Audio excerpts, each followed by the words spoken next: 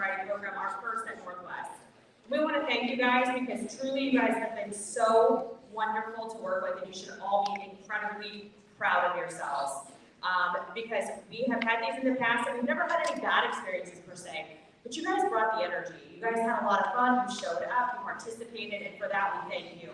Our hope for you guys is that while we want you to have a fun prom night, we want you tomorrow night, and fun graduation, summer season, it doesn't end there. We just want you to make smart decisions in general. And what is really cool about this community is we have found out you guys have a lot of support from local businesses, from your teachers here, from principals, and from us here at Q92. We want you to know there's resources available. Look, we've all had a rough few years. You know, we're on the other side of COVID somewhat to the point where we're back operating the way we did before, but you know, we know that that's taken a toll on some of the kids that have had to go through it, and those resources are here for you. So if you ever at any time feel you need help, ask for it. Because I think there's a whole lot of people that love and care for you and want to be there for you. So that being said, we want to introduce our keynote speaker today. She is an amazing woman who is doing wonderful things in memory of her son, Eli. So I'm going to tell you just a little bit about Beth before she comes up, so you kind of know her background. But Beth Weinstock M.D, she's a poet and a physician, but first and foremost, she's a mom. And her son, her eldest son, Eli, passed away in March of 2021 when he unintentionally ingested fentanyl. And in honor of Eli, she and her daughter Olivia have done something that probably no parent wants to do, but it is so incredibly admirable that she is doing.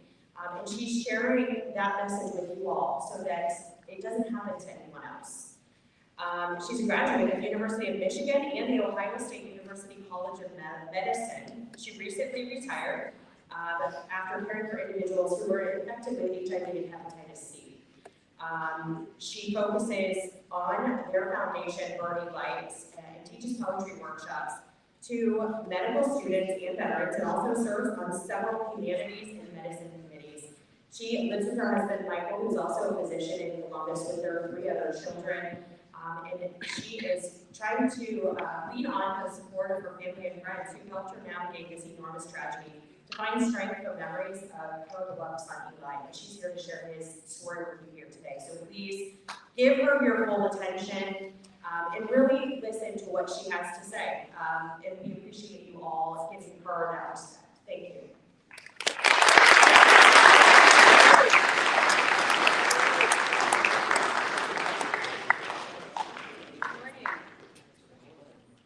Thank you so much for welcoming me into your community and your high school at this really interesting day that I have been very impressed with so far.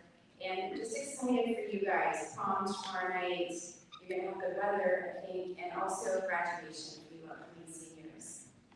So I want to acknowledge a couple of things as we get started here, because we are here today in this space together because something horrible has happened, something unimaginable. And that thing happened to my son, and that thing happened to my family, and it's happening to countless families across this country every single day. And so I want to acknowledge for you guys in the midst of this joyous time that what we're going to talk about here today is going to be sad and dark and somewhat heavy. And there's no way around that. We have to go through that. But I want to promise you that by the end of this presentation, you're going to have an actionable plan in your mind. You're going to have a forming list of ways in which you can keep your friends safe. Right? The ways in which you can create a community of caring about your peers and about yourself. So I promise you that. So we are here today to learn about Burning Light, which means learning about fentanyl, which means learning about my son, Eli Weinstock, who died in March of 2021 while he was a sophomore at American University in Washington, D.C. Eli was a kid just like you guys. He loved his family. He loved tennis, he loved cooking. He was the funniest person I'd ever known. In fact, when he was a sophomore in high school, he made an Instagram account where he took clips of GTA games and he overlaid his funny commentary on top of it. And at one point, he had over 200,000 followers. He was a creative filmmaker. He loved Quentin Tarantino films, so he would reenact them with his siblings and friends as his cast, and the films were amazing. He loved his family. I could repeat that forever. So that word, fentanyl, is not the right word by which I want you to remember my son. In the same way that you would never want to be remembered for the last hour of your life, or for the weapon that killed you, I do not want Eli to forever be associated with fentanyl. So what is the right word?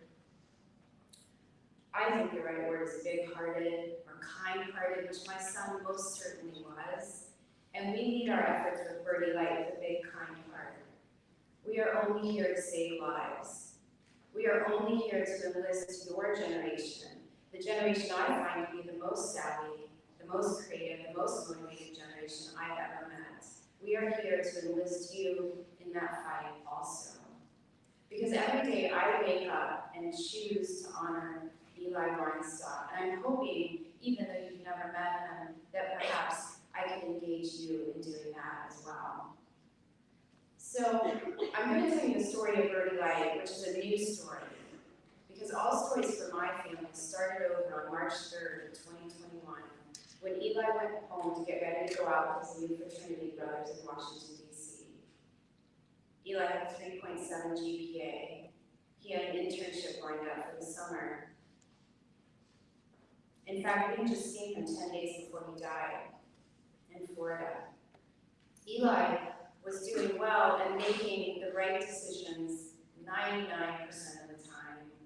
Eli wasn't struggling with a substance use disorder or addiction, as we call it. He was thinking about the future. However, within an hour of arriving at his apartment, he had collapsed and died from an accidental fentanyl ingestion. The only other substance found in his body that day was kratom, which is a herbal, plant-based legal supplement sold in smoke shops and CBD stores. It's legal in Ohio. Now, we're never going to know if Eli took something he thought was something else and it had pure fentanyl in it, and perhaps took the kratom at a different time, or did Eli take something he thought was something else and it actually had kratom and fentanyl in it together, and we'll never know. But I want you for a second to think back. Try to recall any bad decisions you might have made.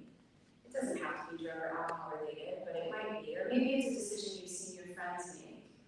And I want to tell you with complete honesty that I get it. Because when I was living in the age between 15 and 25, I made my own really bad decisions. Lots of them. The difference now for you guys, and I hate this, is that the consequences are so much higher. You guys just don't have the wiggle room to make mistakes with these situations like my generation did. And I don't think that's fair, because bad decision making, impulsivity, it never skips a generation. In fact, it's considered developmentally normal that people your age make quick or impulsive decisions. I have 4 kids, 3 of whom are living, and they have all shown a different relationship with risk-taking. It's a spectrum. On one end of the spectrum is my oldest daughter, 24 years old, has never taken a pill or powder, and will never. The 2 middle kids are sort of in the middle of the risk-taking spectrum, and probably the one that was closest to risk-taking behavior, obviously, was my son, Eli. And we all hope as parents, or as a physician, that the riskiest it gets for you might be a new tattoo or a change in hair color, but we know that's not always the case. Well, I know some of these numbers might be hard for a few of you to see, but what you really should focus on is that gray line skyrocketing up the graph.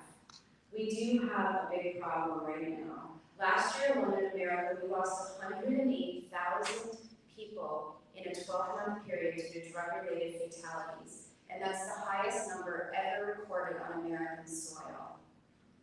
108,000, and about 80% of those deaths were due to fentanyl alone. 80%. Now, if you can tell on this graph, in 2015, 15% of all drug-related fatalities were due to fentanyl. Last year alone, 80%. And before we switch the slide, I can't help but mention that I have a little bit of a problem with the word overdose. Because when we use the word overdose, particularly as it relates to a fentanyl ingestion in 2023, we are implying that the person who is ingesting fentanyl on the day of their death happens to have been dosing it regularly on a daily basis up until that time. But the truth is, most human beings, now statistics that are included in that gray line up here, had no idea they were ingesting fentanyl on the day of their death. They were not intending to ingest fentanyl. Most people.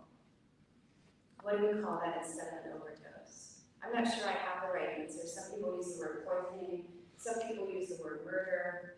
I don't know if those are always the right words. I mean, if we start tossing around murder, sometimes, even low-level drug dealers have no idea what's in what they're selling. So murder might not be the right word either. I don't actually know the right word. I like to bring attention to vocabulary because it makes us think about these things in a different way. It sometimes helps to reduce stigma. So let me make a couple striking comparisons for you. That picture on your left is the greatest public health crisis of my generation, the HIV and AIDS crisis. And at the peak of that crisis in 1995, we lost about 42,000 Americans in 1 year. Now, I line these slides up intentionally because for drug-related fatalities in our country in 2015, we were already above 40,000, climbing until 108,000 last year. Here's another striking comparison. On the Vietnam War Memorial Wall in Washington, D.C., which if you have the chance to see it, a very long wall full of names, very sobering. It takes you a while to walk from one end to the other. That monument contains 58,000 names of soldiers lost. That's an entire war that lasted almost 10 years. Compare that to the 180,000 last year. And it's important that I tell you that of that 108,000, the fastest rising age demographic for those deaths is age 15 to 24, your demographic. Besides my son Eli, I'm going to show you a couple pictures of people who have died from an unintentional fentanyl ingestion. Mac Miller, on the day of his death, thought he was ingesting cocaine, but it had fentanyl in it. The fentanyl is what killed him. Prince was accustomed to taking pain pills every day. I think he had a chronic pain problem. But on the day of his death, he was given a counterfeit, either oxycodone or hydrocodone, and that contained fentanyl, and that's what caused his death. Lil Peep, who my son really loved, on the day of his death, was given a Xanax bar, or maybe multiple, and they were adulterated or contaminated with fentanyl. And there's countless others, famous or not famous, and this is happening on the scale of over 200 Americans per day. Another comparison, that's the equivalent of a jet airliner crashing in our country every single day. So 6 months after my son died, my daughter and I stepped by his gravesite and we said, these numbers are staggering. We don't lose this many young people every year to car accidents, to COVID, to cancer. Very few things get close. Sadly, the only thing that's close in numbers to this kind of loss due to fentanyl is loss due to gun-related fatalities. So I plan to talk more about fentanyl, I promise, and why it's so everywhere in drug supply right now. But I want to point out that at times I feel a lot of anger about this issue. Because if we go back to those two comparison slides, for example, the HIV and AIDS crisis, the greatest public health crisis of my generation, I want to point out that in 1988, when we had lost 15,000 Americans due to complications of HIV, our Surgeon General sent a flyer to every mailbox in this country, every single mailbox, warning of the dangers of HIV and how to stay safe from it. Where's our fentanyl flyer? I also want to point out that at the peak of the Vietnam War, when we were losing so many American young men, there were protests on nearly every campus in this country. And I know that I'm comparing somewhat apples to oranges, but I'm trying to make a point that we are losing so many more young people than either of those public health crises. Where is our outrage, our flyer, our protests. And I don't know the answer, but I want to think, or I don't want to think, I want to acknowledge that I think it's because of stigma, right? We like to stigmatize or other people associated with drug use or opioids. We like to keep that problem out there. Or we like to still think of fentanyl as something that you only find in injectable drugs like heroin. But that's not the case anymore. We do have an opioid use disorder or addiction crisis in our country, a big one that's been going on for over 2 decades. But at the same time, in the last 5 years, we have a poisoning crisis. It's no longer out there. It's in our communities, it's in our schools, and it's in our families. And my daughter and I alone, we're not going to be able to do much to stop the flow of pills and powders across our borders or the circulation of those within our country.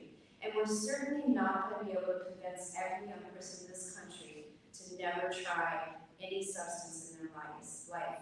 But what we can do is get in spaces like this with you, and we can create a space where we learn how to keep ourselves safe and keep our peers safe, to create agency for you so that this is one less thing you guys have to worry about.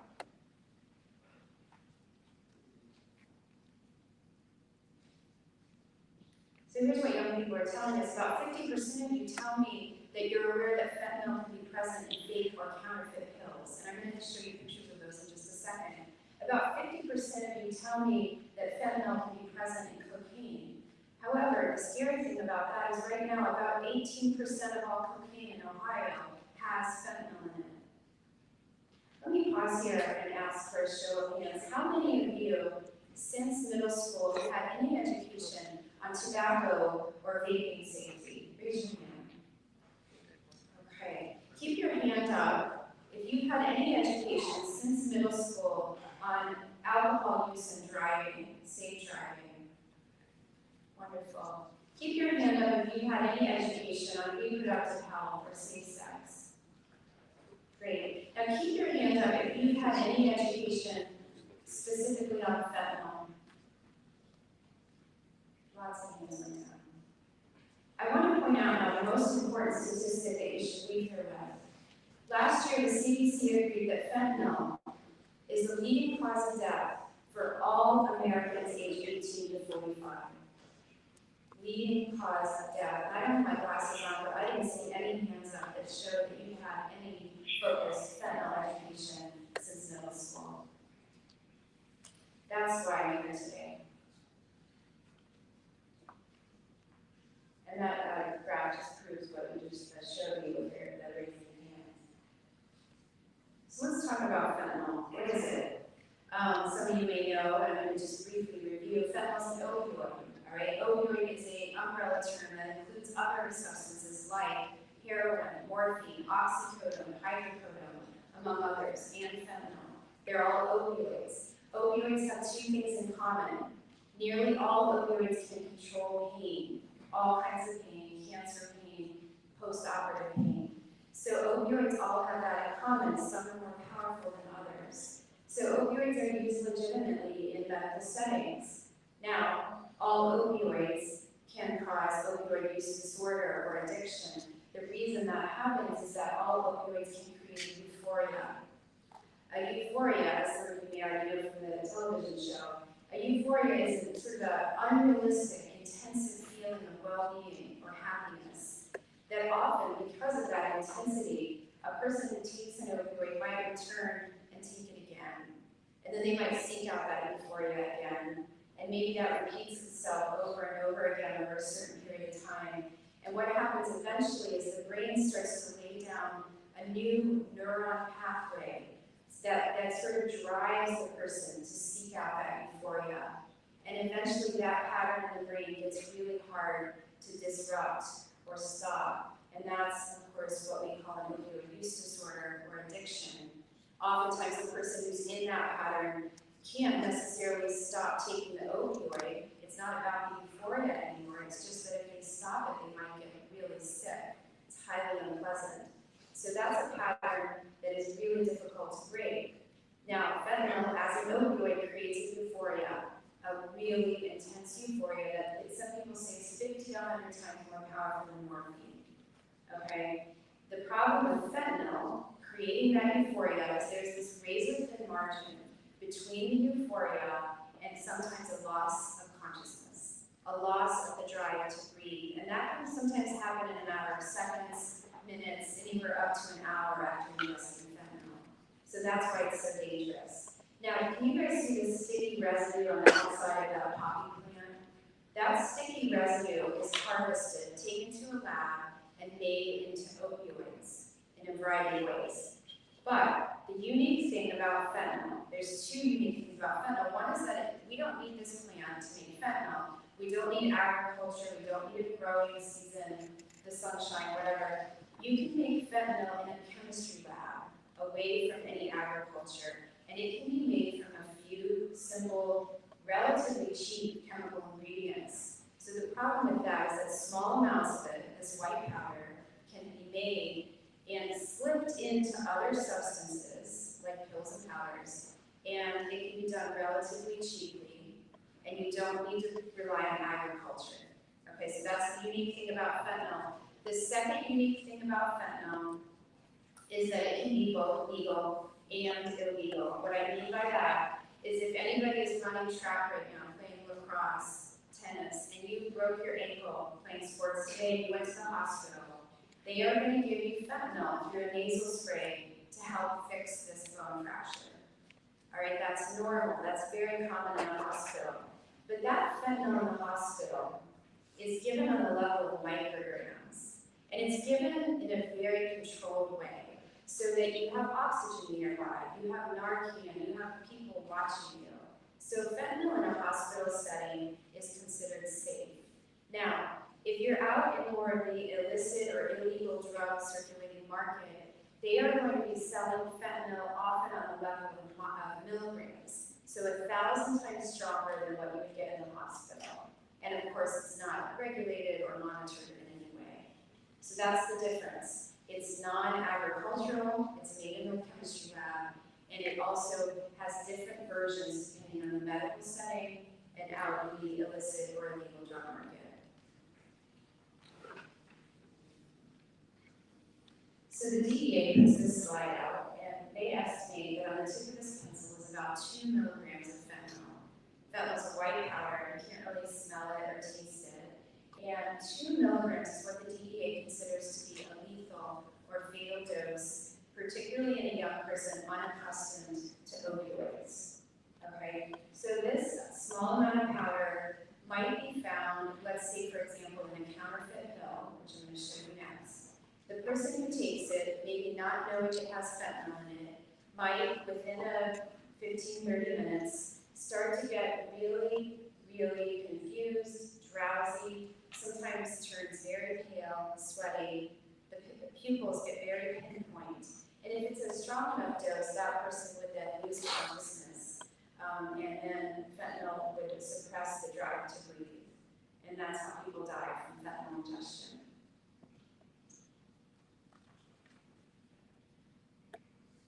Okay, so this is what's considered on the illegal drug market. This is called an M30. These pills are probably the most commonly circulating illegal pills right now in the drug market. The one on the right is a real oxycodone. So a physician might, or a healthcare provider might write that as a prescription for pain after surgery or in other situations. The pill on the right is pure oxycodone. The pill on the left has been dyed and stamped to look like a real oxycodone. The pill on the left might have some oxycodone in it. It also might have other chemical fillers. Sometimes they even find weird things in there like Benadryl. But about 20% of the time in our country right now, the pill on the left will contain fentanyl. Okay, 20% will contain fentanyl. That's not necessarily saying absolutely a lethal dose, but any fentanyl I consider to be dangerous, particularly in a person not used to taking fentanyl. Okay, so the one on the left is the counterfeit. Again, this pill on the right is a real pharmaceutical Xanax. So Xanax is prescribed in the medical world for as-needed anxiety, for example, like a panic attack, or if somebody has really bad airplane anxiety. A Xanax is prescribed in small amounts. You don't use a lot of Xanax on a daily basis because it can be habit forming. But in small amounts, one Xanax is considered very safe. But the pill on the left has been dyed and stamped to look like a real thing. And again, in our country, about 20% of the time, that yellow fake Xanax will have fentanyl in it. Same pattern. On the right is a version of Adderall used for ADD, common prescription, very safe.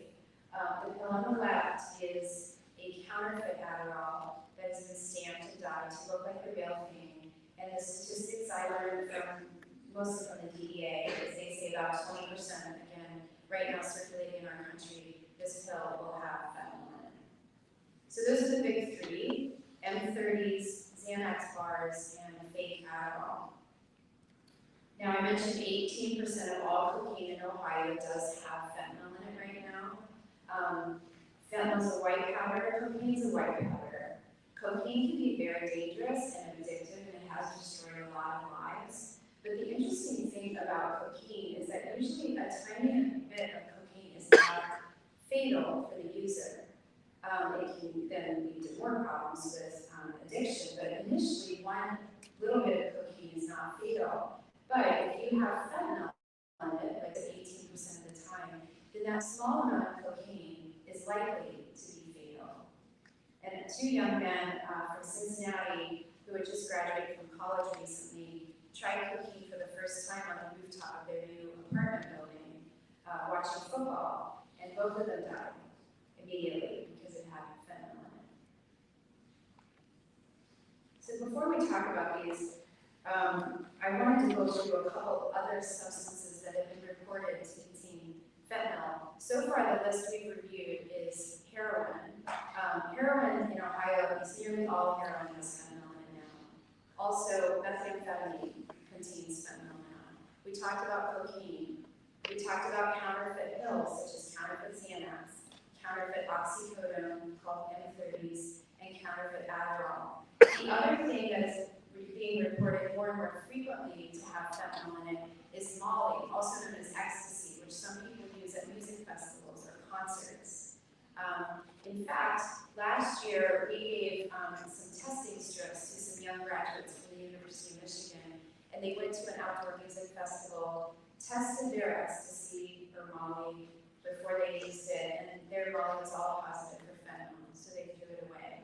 So any type of concert-going drug, whether it look relatively harmless, sometimes Molly tablets look cute, like butterflies and rainbows. A lot of those are increasingly found to have fentanyl in them. There's a few isolated reports of fentanyl on cannabis leaves. These are rare and hard necessarily to gather data on. I've only heard of it a few times in the news. But as of right now, there's no good data coming out of the CDC or National Institutes of Health. So I always have a hard time answering the weed question. It's been reported. My organization tries to focus on the pills and powders, though, because that's really what's killing people. So let's talk about fentanyl test strips. Raise your hand if you've ever heard of one. A few people. These are going to become more commonplace, more accessible.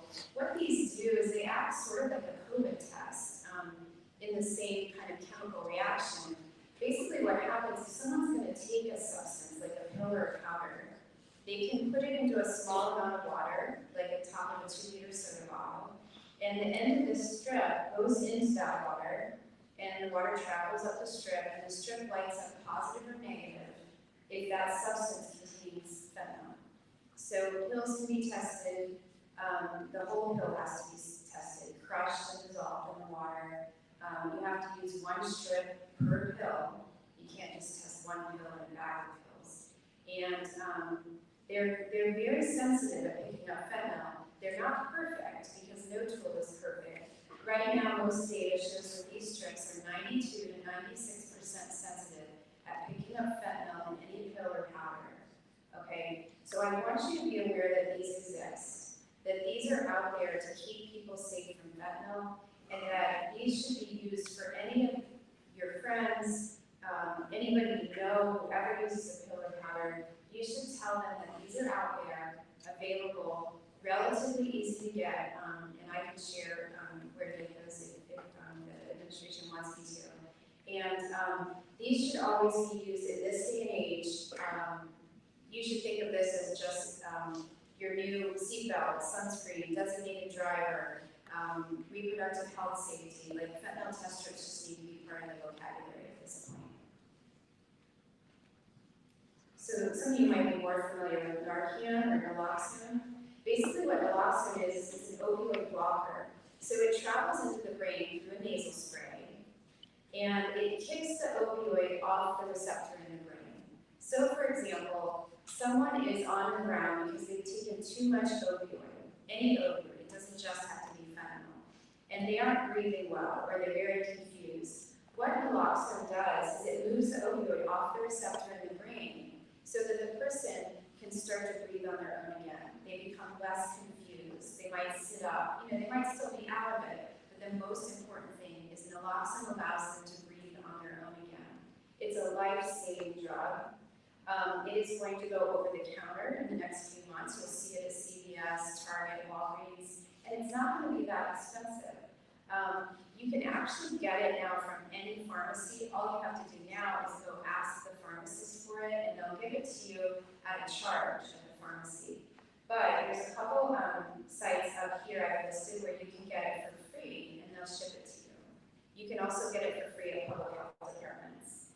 Now, for any seniors out there who might be heading off to college or a workplace, I think this is a good idea to just have with you, to have it in your backpack, to have it in your dorm, your fraternity, your sorority. I can't tell you how many colleges I visited in the last 2 years that have told me that the Narcan they had down the hall or in their backpack saved someone's life. So you may be a person who's never going to take a pill or powder, but you could be the person who's a hero. So Narcan is something that I think is just a good citizen thing to do. I also want you to know about Good Samaritan law. If you happen to be in a situation, a party, wherever, and a person is on the ground, and you give them Narcan, but you say, I can't call 911 because I don't want anyone to get in trouble here at this party, that's not a thing. If you call 911, you are protected from the law for whatever reason that person is on the ground for, okay? So you have to always call 911 and give the Narcan in that situation. Now, the important thing about Narcan, let's say the person's on the ground only because they drink too much alcohol. Well, that person gets Narcan in their nose, it's not going to do anything, hurt or harm. The Narcan is like putting salt water into that person's nose, okay? So if you don't know there's an opioid in your system, you can still give the Narcan very safely. Okay, so always Narcan 911, particularly in a setting where you don't know what happened or you're in a party situation and you're not sure what they've taken. Always give the Narcan.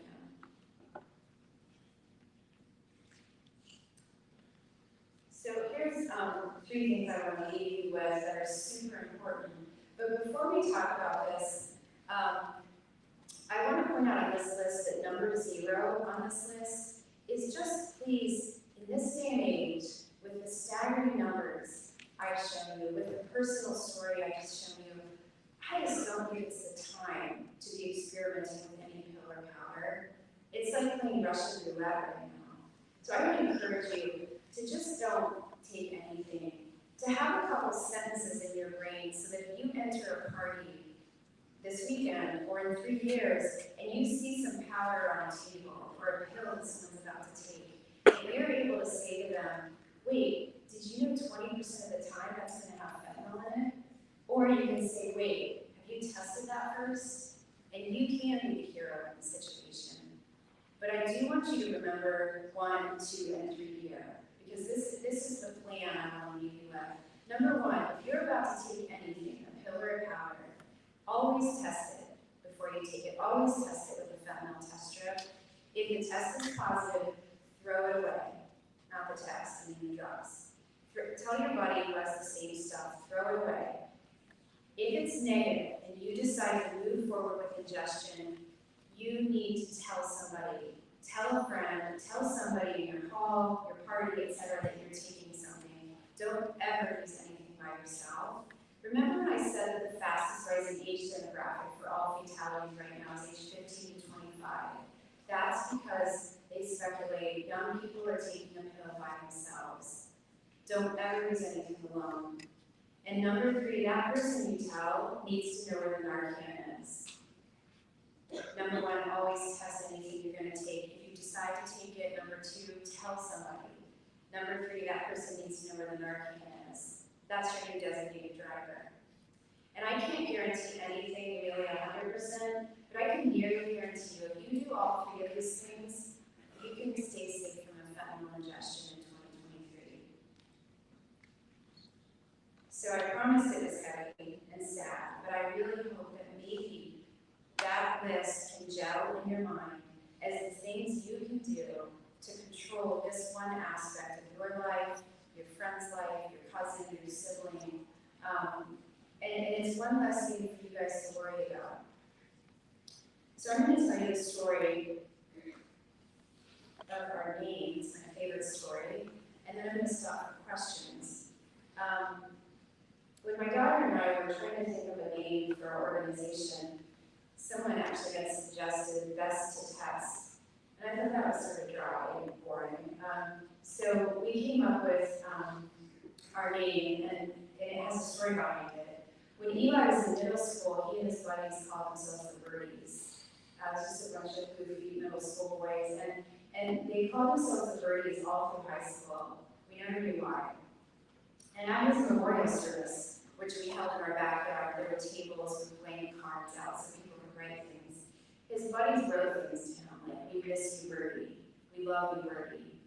And when we were coming up with a name for our organization, we said, let's pull that in. That's quirky, like Eli. And so we wrote down Birdie, and then I drew a canary with a silly hat on with a light. And I said, well, that's like the canary in the coal mine that goes down in the coal mine to check for oxygen for the humans. And we thought that was cute. And so we wrote out the full word, Birdie Light. And after we wrote it, we said, wait a minute. Eli, E-L-I, is right in the middle of that. And we didn't plan that. And Eli is in the middle of everything we do. None of you have met him, but I'm hopeful that you can take your plan and you can take the memory of him that I'm sharing with you, and you can go out there, your generation, and try to solve this crisis. And you might not solve it, but maybe you can keep the person sitting next to you safe. I'm going to throw up next here our, I'm not going to throw up, that sounded weird. I'm going to throw up our social media handle, and you can follow us. Please follow our Instagram account, because we are always pushing out new education, new information, and we'd love to have you join us. And I'll pause for questions. It's a little bit hard for these